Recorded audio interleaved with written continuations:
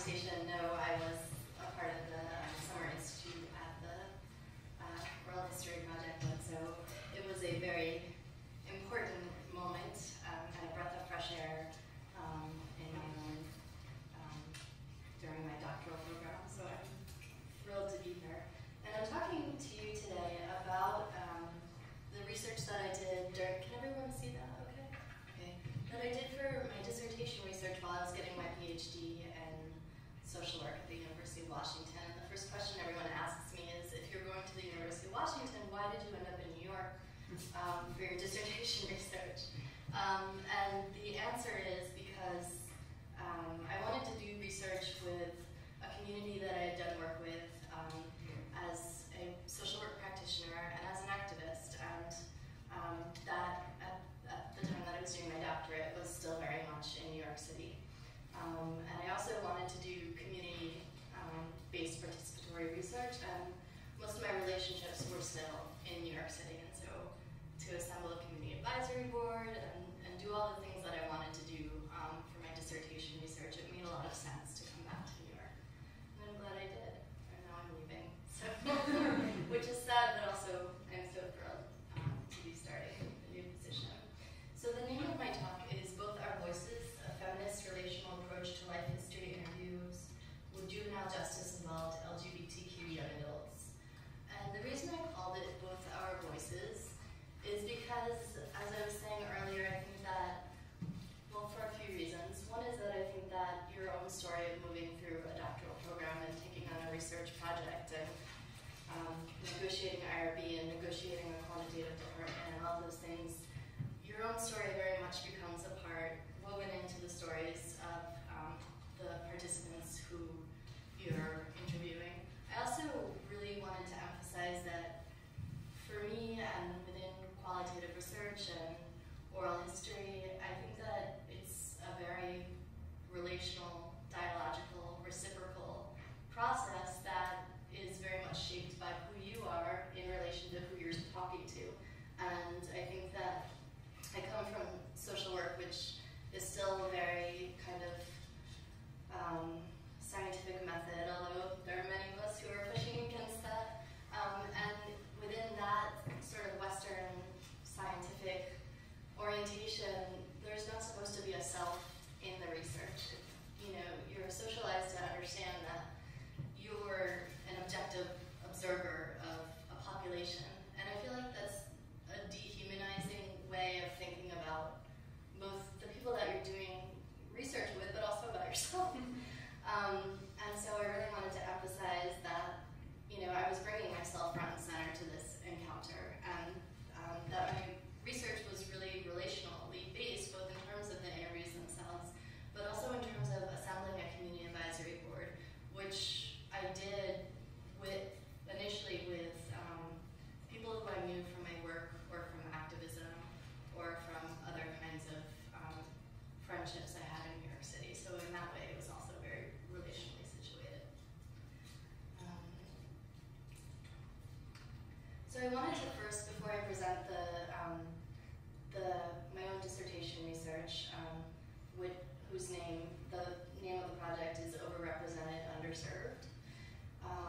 But I wanted to first give you a sort of sense of what the body of research is around systems involved LGBTQ young people. What we know is that they're overrepresented in just about every social service system that exists. They're overrepresented in the child welfare system, they're overrepresented in the juvenile justice system, they're overrepresented among homeless youth populations, and yet social work curriculum still, in a lot of ways, invisibilizes young queer and trans people's experiences. And so people are starting to look at this disproportionate representation and kind of look at what's happening. Why are young LGBTQ people overrepresented in all these different systems, and how are they, what's the relationship between these systems, and how are they moving through them? And I think what we're learning is that the pathways into and out of the JJ system and into and out of the child welfare system are mediated by a lot of different factors, including a history of child welfare involvement, family acceptance is a really big one. Has there been family fracture related to youth sexual orientation or gender identity? Have they been able to reconcile with their family? Experiences within school.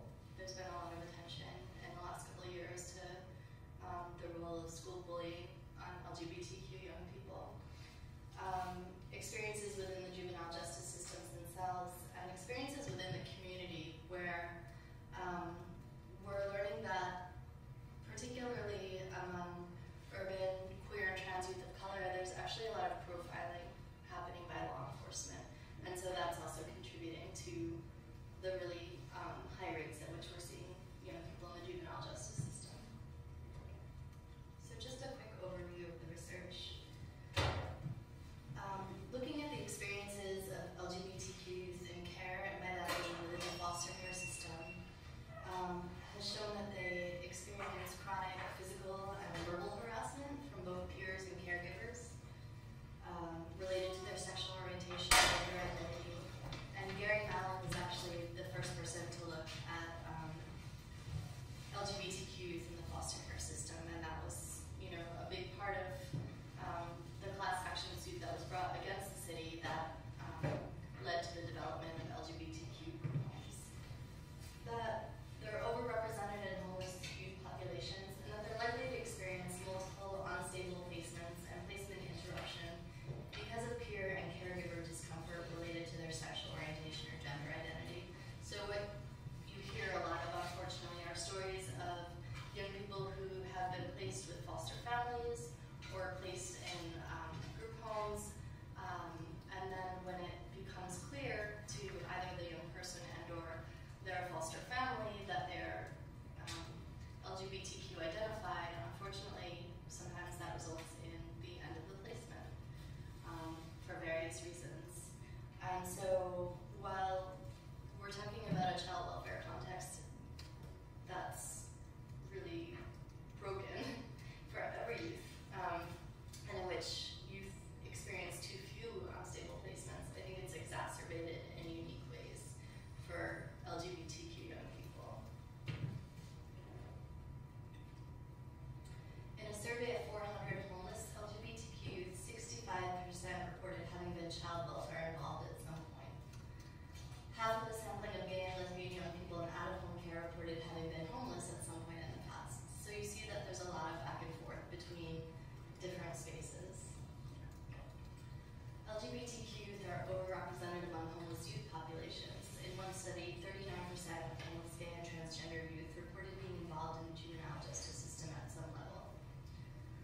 In another study, it was estimated that LGBTQ youth make up approximately 20% on average of homeless youth in urban areas, with slightly lower representation in non-urban areas. We know that LGBTQ youth experience a lot of harassment in school. Listen, the Gay, Lesbian, and Straight Education Network does a school climate survey I don't know if it's on an annual or biannual basis, but in a recent survey of over 7,000 LGBTQ identified students between the ages of 13 and 21, they found out that 84% of gay and transgender students report being verbally harassed. 40% report being physically harassed. 19% reported being physically assaulted. And 1/3 of bullied students who reported bullying to school officials said that administrators did nothing to address the issue. Now this last statistic, I'm going to talk a little bit later in the presentation about something that's finally getting some national recognition, which is the school to prison pipeline. And I think that this highlights the ways in which that is uniquely experienced by LGBTQ young people. So a typical scenario might be that a young person is taunted and taunted and taunted and taunted and taunted, and they report this to their school administrator and nothing is done, or they report it to a safe teacher and the teacher tries to report it and there's retaliation. And then what ends up happening one day is what happens when you keep being taunted and nobody does anything. You might finally fight back. And that's when, unfortunately, in a lot of cases, law enforcement steps in, not knowing the back history, not having, school support, not having documentation,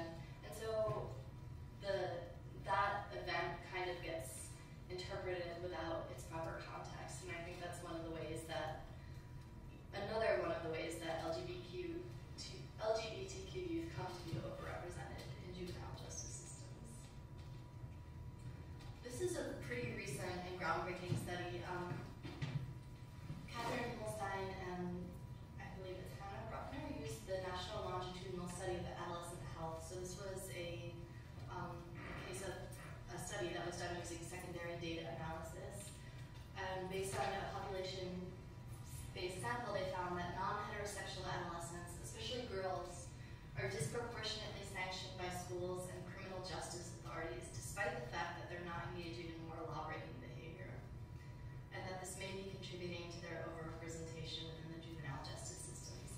And as we get into some of the data from the research, you'll hear stories that kind of endorse this assertion.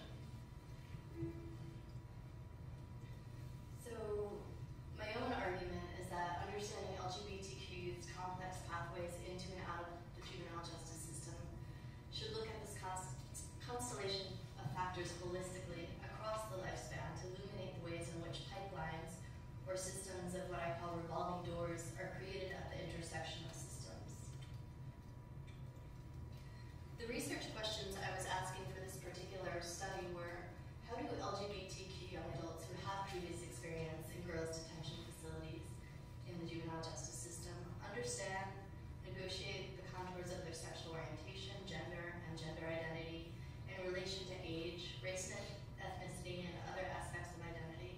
So I really wanted to look at the intersections of different aspects of people's identity.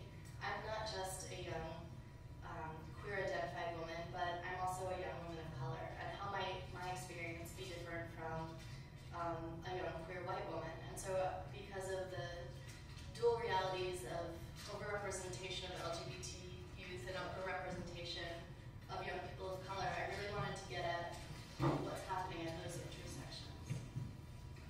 What are participants' pathways into and out of the juvenile justice system? This is why I chose to use life history interviewing.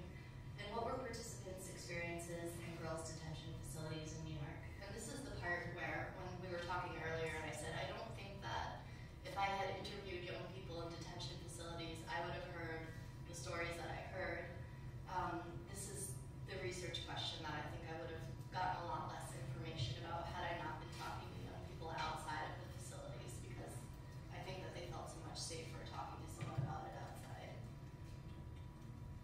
So just an overview of my research design, and we'll talk about each of these things in detail, but I used critical ethnography, specifically life history interviewing. My data was analyzed using the listening guide, which is adapted from the work of Carol Gilligan, who's a feminist psychologist, who's looked at young women's moral development.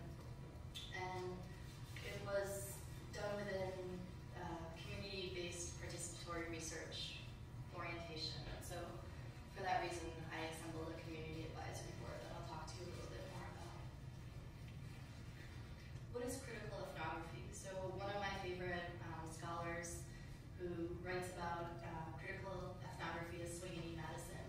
And she argues that critical ethnography begins with an ethical responsibility to address processes of injustice by bringing to light underlying and obscure operations of power and control. She says that post-critical ethnography is a mapping of the explicitly political aims of critical ethnography onto researcher reflexivity, so that researchers' reflections upon their own positionality aims to make the work accessible to critique and evaluation and accountable. So we talked a lot about that as you all were asking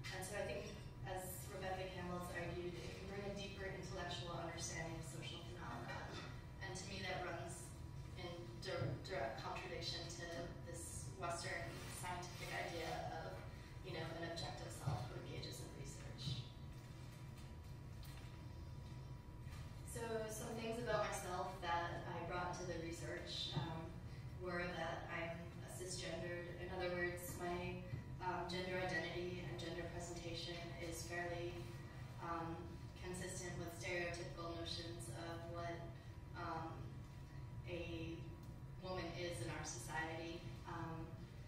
And so that's very different than having the experience of being a gender non-conforming woman or being a trans-identified woman. I was formerly a queer young person myself, and so I think that was both a point of connection and something that I needed to watch out for in terms of not imposing my own experiences upon people's narratives. My professional identities as a social worker, researcher, academic, and as an activist. I wanted to be mindful of the institutional presence that I was carrying with me into the interview. However ambivalent I may have felt about that institutional presence, it was there. And then I was raised by my family of origin. I was not raised in the foster care system. I don't know what that experience is like. I was not rejected by my family when I came out as a young person. So in that sense, I had a lot of things going for me. So I think it's important to acknowledge that. So there are a lot of different ideas about what community-based participatory research is. Some fundamental strands that I think run among those definitions and that I find useful are that it seeks to involve community members, organizational representatives, and academic researchers as partners in a collaborative form of research. That it enables all partners to contribute their knowledge and expertise and provides a more holistic perspective of communities and issues that research aims to address. And that it's intended to bridge the gap between theory and practice, which I think is a really huge problem that we're still working on in academia, is that we can theorize the heck out of something, but if it, and particularly in social work where we're working with communities, if it can't be translated to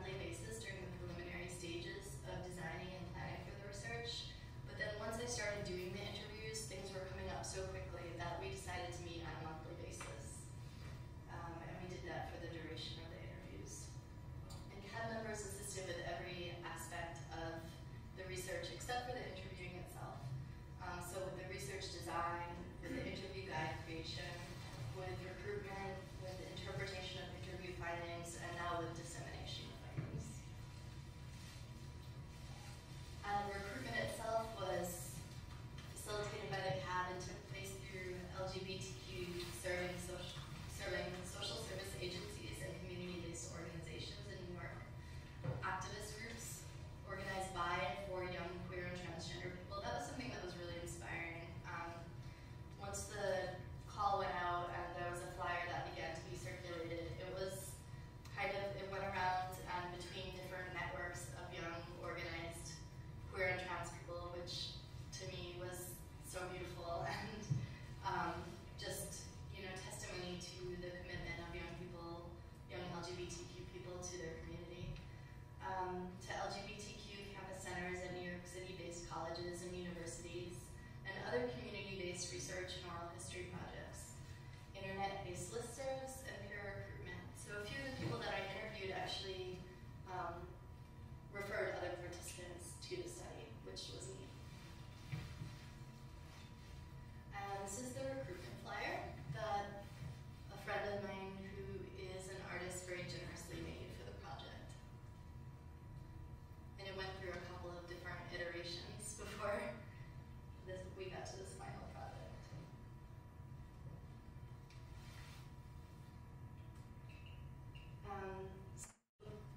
Just an overview of the demographics of the participants who I spoke with. I spoke with 10 people. 6 of the participants I interviewed 2 times, and 4 I interviewed 1 time. And sometimes that had to do with the fact that we actually covered material relatively quickly. Other times it had to do with the fact that this is a really transient community of young people and their situations are always changing, and so we may have intended to do a second interview, but something in that person's life had changed and I could no longer contact them or, what have you.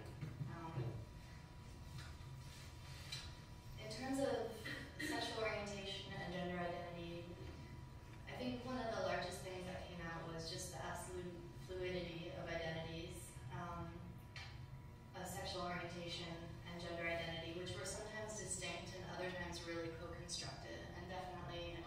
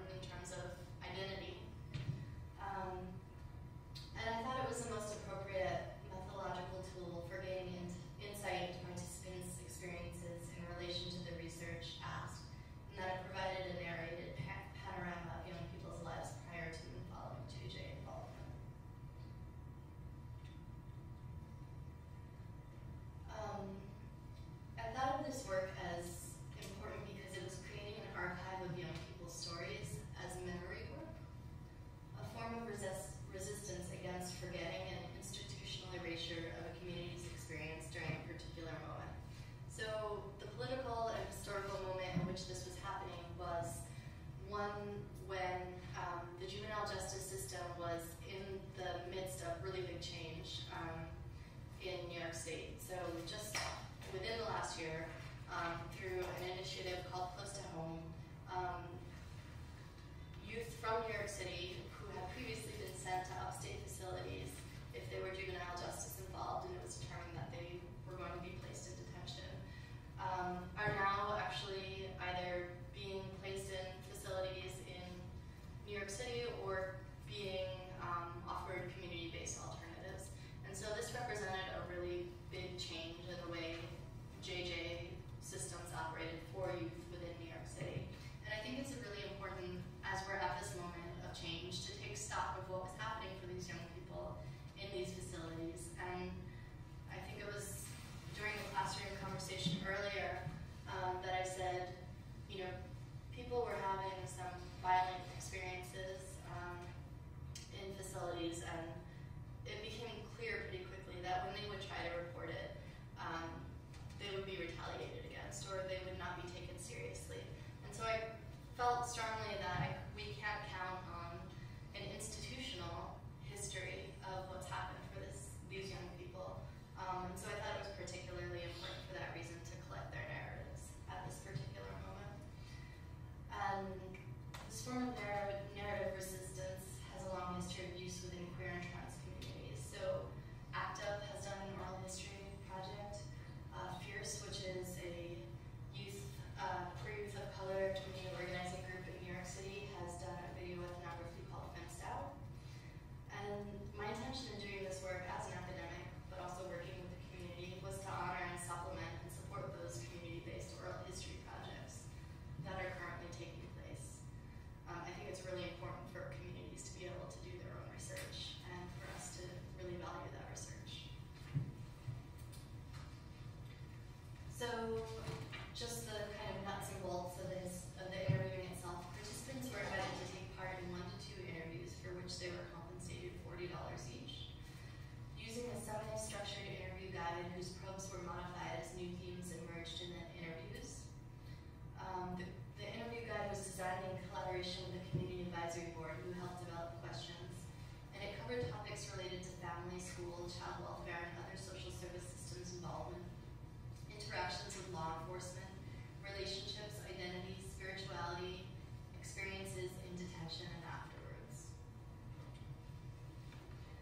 And the method of analysis I used when I was looking at the interviews is called the listening guide, and that's a feminist method that's derived from the work of Carol Gilligan that draws on voice, resonance, and relationship as ports of entry into the human psyche.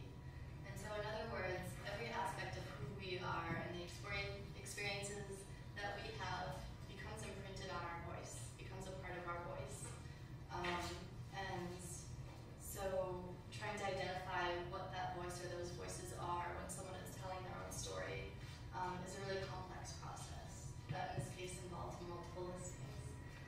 It uses a relational approach to reading gendered and cultured experiences that seek expression and voice, and consists of a series of steps that are intended to systematically interpret the many layers of voice contained within a person's expressed experience.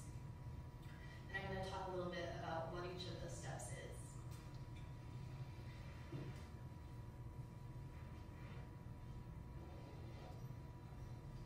So the listening guide lays out 4 different listings that are supposed to take place when you're interviewing, or when you're analyzing interviews. And the first listening involves listening for plots and the listener's own response to the interview. So it's kind of a less deep read. You're kind of reading through, capturing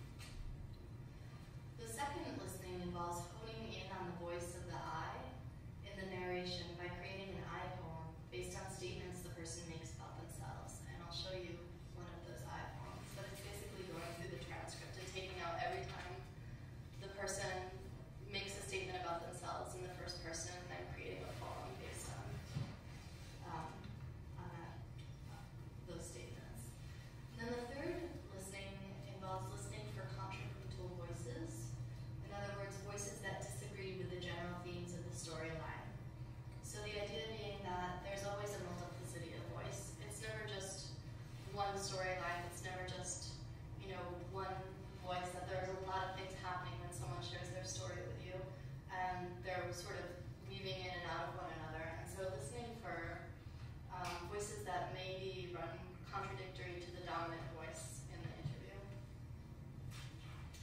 And then finally composing an analysis of the narrator in relation to the research questions. I had no idea when I started doing this how labor intensive it would be. I'm so glad that I used it. I think it's a really rich and powerful way of analyzing data, but do know that if you choose to use it, it's very, very labor intensive. What does that mean, really? What do you do when you do compositional analysis? So basically, you're taking all the notes and you're actually coding on the interview itself using different colors and combining them with the journaling that you've done, and writing up sort of a summary of the interview, basically. So it's the final stage where you're kind of pulling it all together and looking at how it speaks to the specific research questions that you asked.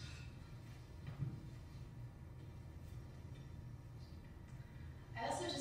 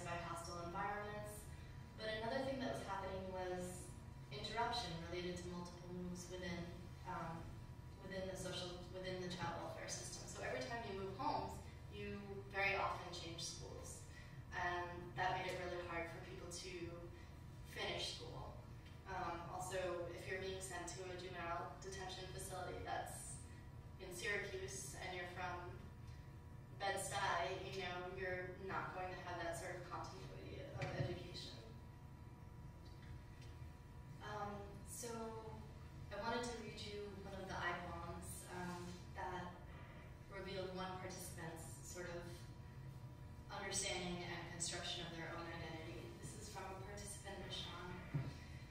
So based on their I statements, it reads, I believe I'm two-spirited. There's times where I feel like I'm not a woman, and there's times where I feel like I'm a man.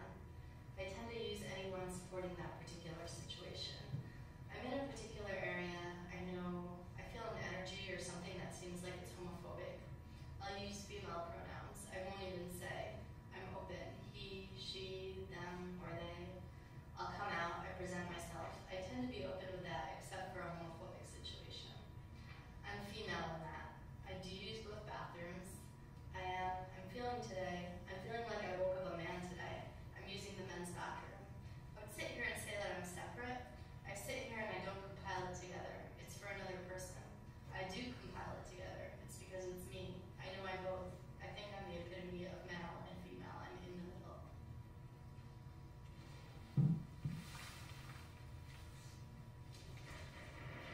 So going back to family fracture and systems involvement, one of the mechanisms that was used by families who were having frustrations or challenges or emotions related to their child being LGBTQ was the filing of what's called a PIMS, or a person in need of supervision. So sometimes a family would, and it wasn't always completely clear how much it had to do with sexual orientation and gender identity and what other stuff was going on in the family. But very often it would get to a point where a parent would say, my youth is out of control. And they would go to family court and file this PINS petition, and that's what would result in placement of youth in foster care. That having been said, I heard a lot of stories of parents who just didn't know how bad it was going to get once they placed their child, and the just massiveness and mess of the systems and what can happen to your kid when they're in there. And so I heard stories of parents who wished they had known, wished there had been services, felt very remorseful, and you'll hear some of that in some other testimony. In this testimony, this is from a young transgender woman who was interviewed. She was reflecting upon the day that she came home from being in detention. I took a shower, I drank some coffee, I rested in my bed, and I cried because, I felt like I'd been through a journey and I was only, 14, 15 years old. I was young. I felt like I did my whole lifetime story in a matter of just a year, from going to the group home, and then my mom was crying because she was just like, I'm sorry, this would have never happened if I hadn't put you in there. My family needed education because if my mother would have understood that I was transgender, that I was transitioning, maybe my mom felt as if I was being disobedient. She felt like I was going against God, against her, against, everything.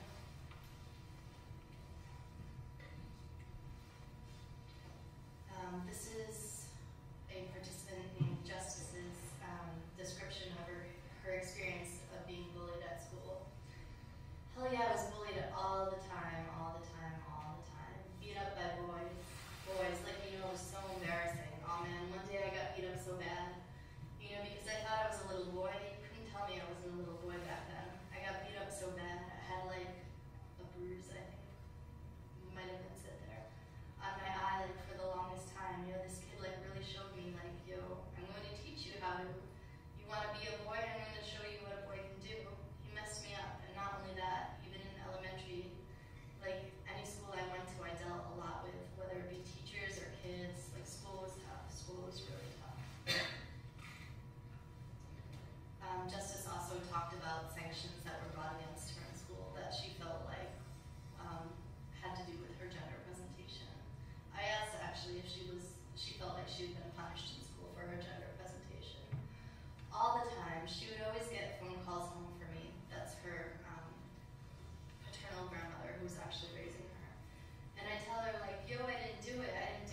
Sometimes I didn't do it, sometimes I did do it, but sometimes it would be so petty that I really didn't need a phone call home. Mom, you're letting her get away with it because she